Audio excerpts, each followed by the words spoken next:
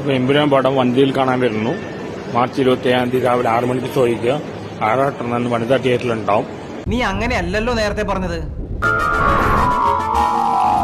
മണ്ടന്മാരായ Mohanlal fans Empuraan ഓടിയാലുണ്ട്, ഓടിയിലുണ്ട്. നിനക്കല്ലേ എന്ത് ഉണ്ടേ കിട്ടണം. രാവിലെ 6 മണിക്ക് പടം കാണാൻ വേണ്ടി പോകണം. നീ നിന്റെ കുടുംബത്തെ വെച്ച് ഓർക്കടാ.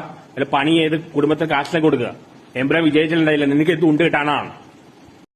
നിനക്ക് എത്ര തന്തയുണ്ടാ? ഇഷ്ടം പോലെ. മാർച്ച് 27 രാവിലെ 6 മണിക്ക് കാണാം. കഴിഞ്ഞോ?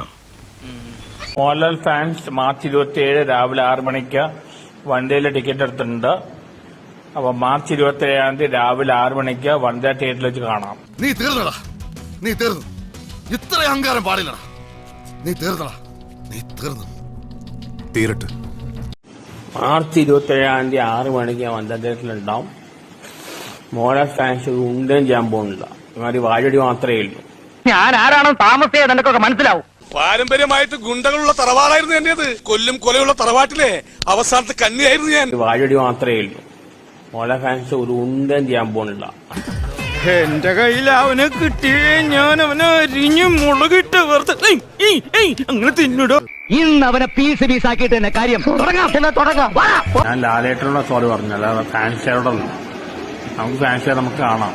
മാർച്ച് 27 രാവിലെ 6 മണിക്ക് വനിതാ തിയേറ്ററിലാണ്. മോഹൻലാൽ ഫാൻസ് ഒരു ഉണ്ടേം ചെയ്യാൻ പോകുന്നില്ല.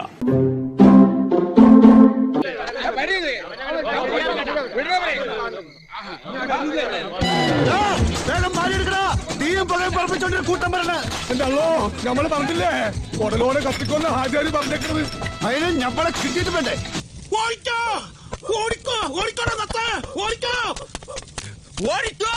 പ്രേമ പതിയെ പോട.